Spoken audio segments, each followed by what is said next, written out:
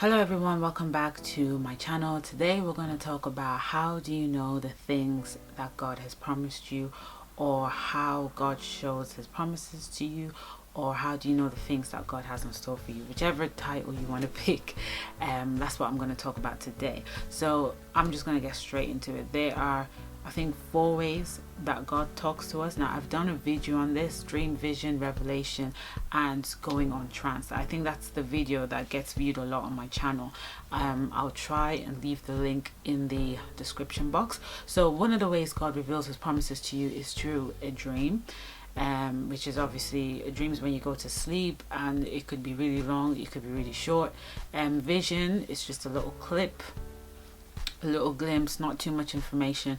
Revelation is the deep and hidden things, and going on trance, meaning God can take your spirit to another place to show you things. But one of the ways that God normally reveals his promises to you is mainly through vision and dream.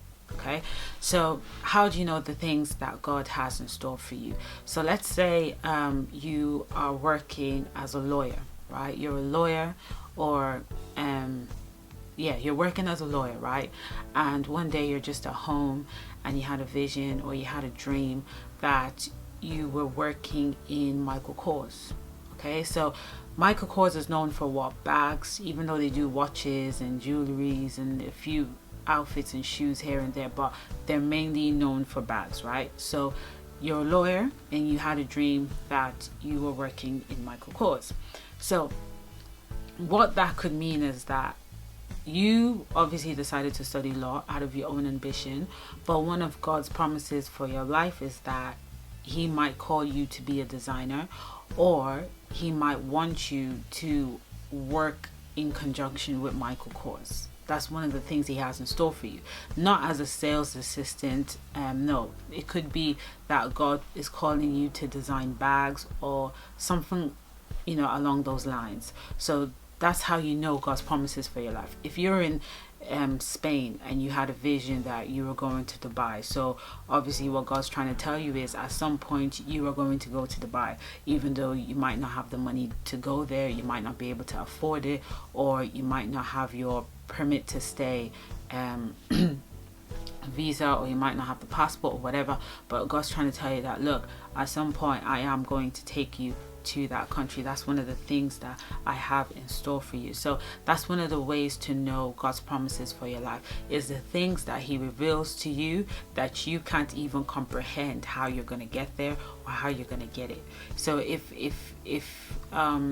you're trying to do something on your own and you've paid for it, and you did it by yourself, then that probably wasn't God's promise for you. Normally God's promises is something that kind of looks impossible to you, but somehow, some way, God makes it possible.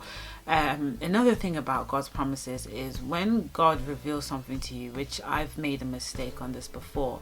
So let's say you're in uni, okay, and you're in uni and you're studying tourism, and God's telling you that I've called you to be an engineer, okay, but you're in uni right now and you're studying tourism. What a lot of people do is, as soon as they hear God's promises, they stop everything that they're doing and then they try to pursue it immediately or straight away, which is wrong.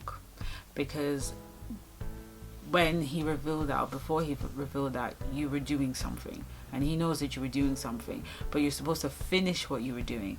And then when it's time for God to get you into that thing, to get you into the engineering stuff, he'll let you know. But a lot of times we hear it and then we start running the race to fulfill it, to pursue it, and it's wrong. All right, because God said it to you, so he's the one that's going to lead and direct you. All right, so people make this mistake in all areas. Like, some people will hear that, God told me that this person was mine, and then you approach the person and they decline you, they don't want to be with you, and then you're stuck there thinking, I thought I heard God say. But God did say it. God might have promised that person to you, but the timing is just not right.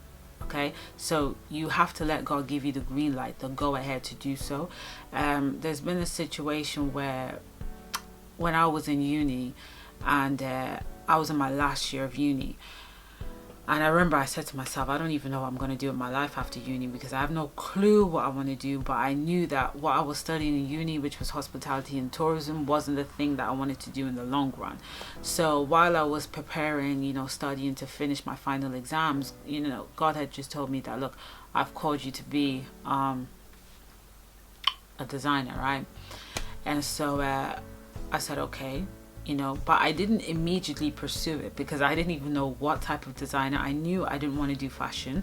I don't want to do graphics. I didn't want to do any of that. So I wasn't too sure. God just told me one thing. God didn't really give me the full download of everything that he wanted me to do. So I went ahead. I was still studying for my exams, so on and so forth. And when I was finished with uni, then I now asked God, okay, how do I go about this? Because I don't know how to go about it. And then that's when God was just revealing it to me bit by bit by bit. And then that's how I started following his direction and his path. So don't make that mistake where God reveals something to you and all of a sudden you start running the race. Okay, I need to do this. I need to get this. I need to do that. No, God's revealing it to you because he wants you to know at the back of your head that this is what I have in store for you. But whatever you're doing right now, keep doing it and make sure it's finished.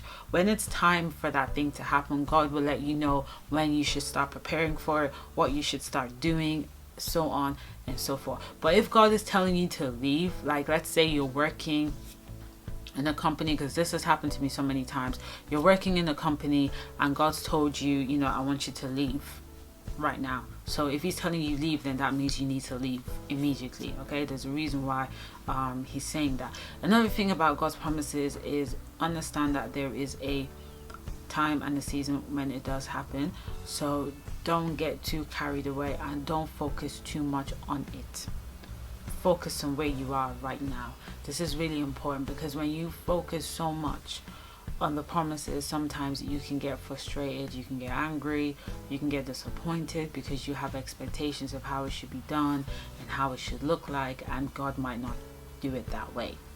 Okay, so like I said, there's a time and season for it. God had promised Abraham a child, but it took 14 years for that to happen. I don't know if I got the figures right, but anyway, it took a very, very long time for it to happen, but eventually it did happen. So don't get carried away with the timing. You might think that, now is the time to have it. God's probably like, no, because he needs to, prepare you for it internally, externally as well. So that's just what I wanted to share with you, is how to know God's promises is when he reveals something to you and you don't really know how it's going to happen, how you're going to get there. He's trying to tell you, this is what I got in store for you. Okay, so if you're in the UK and you have a vision that you're going to be living in the US, then that means God's plan for you is you're going to be living in the US. Don't try and make God's promises happen by yourself, because you are going to ruin it. Okay, so let's say you're in the UK and God's promised you that you're going to live in the US. So all of a sudden you start organizing papers and then you realize that you're not qualified to go and live there. Then you get someone, a fraudster, to like lie about the documents, all that kind of stuff. No, you don't do that. You're going to mess things up. And not only that, you're going to struggle to keep the promise as well.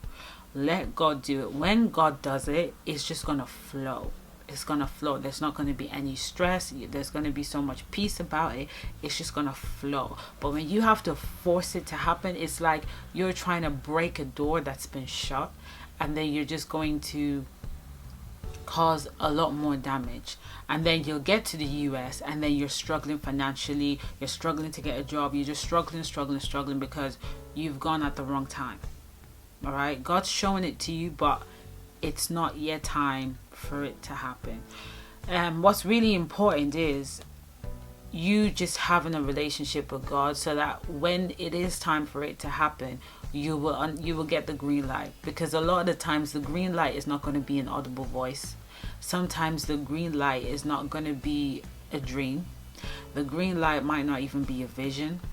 The green light might just be an instinct inside of you that would just say, let's give it a try. And then you just try it and you realize it just worked. Do you know what I mean? Some people, the green light could be a voice. It could be a dream. It could be an audible voice, but not always.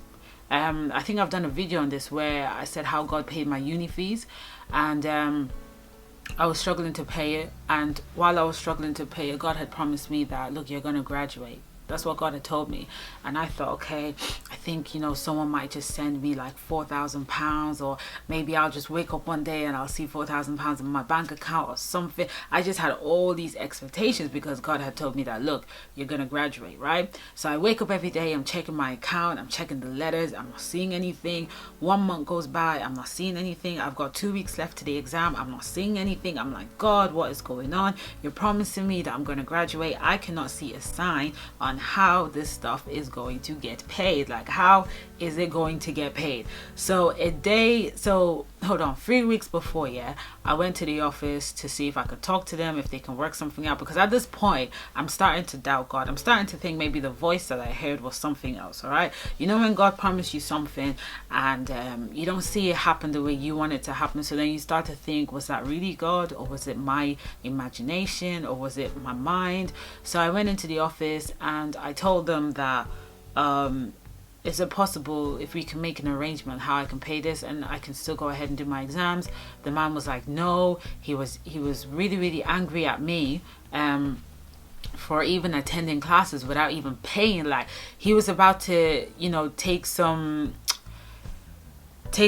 actions against me for even doing that. Like, he was getting so annoyed, so pissed off. I just left his office. I'm just like, God, I don't understand what's going on. How am I going to be a graduate if I don't get this exam done? Like, how is this going to happen? And I remember my mom just told me, look, if God said it, somehow, some way, it's going to happen. And I just said, okay, you know what? I'll just leave it at the back of my head and I'm going to keep studying like I've got 4,000 in my account, right?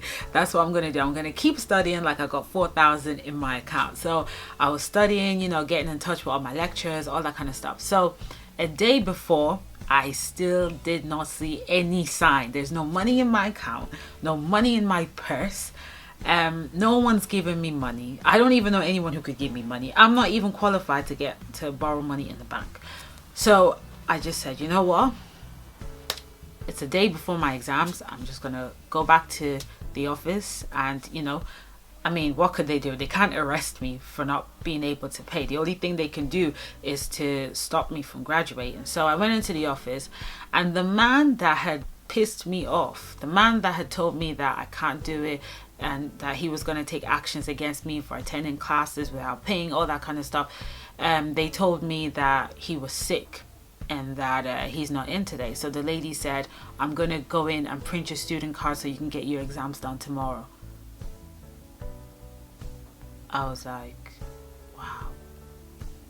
wow. Do you know what I mean? Because my expectations was someone was going to give me money, or I'm just going to see it in my account, something like that, right? But I just walk in and the lady's like, I'll print your student card. Here you go. Go get your exams done tomorrow. Best of luck.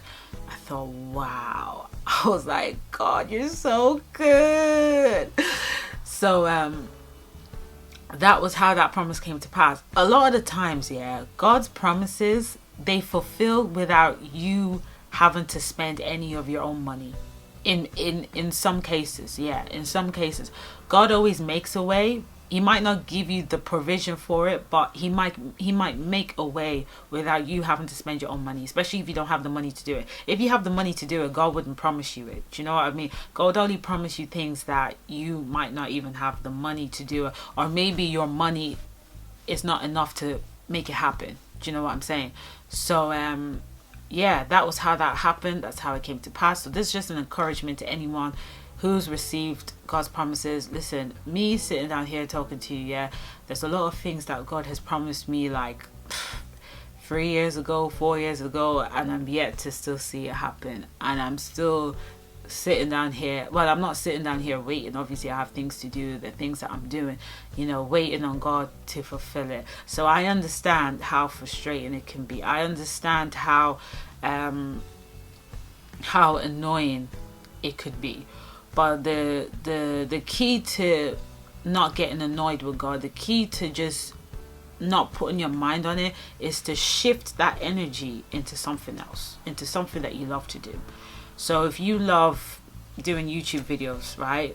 Don't focus too much on God's promises. Just put all that energy into doing more YouTube videos. If you love reading books, don't focus too much on the promise. Just shift that energy to reading more books. All right. That's it for this video. Hope you all subscribe to the channel, like the video. Okay, don't forget to like the video, because I see that people do view them but they don't hit the like button. And if you don't like it, please just don't hit the dislike button. Please don't hit it. All right, don't. And that's it. Stay blessed and stay beautiful. Bye.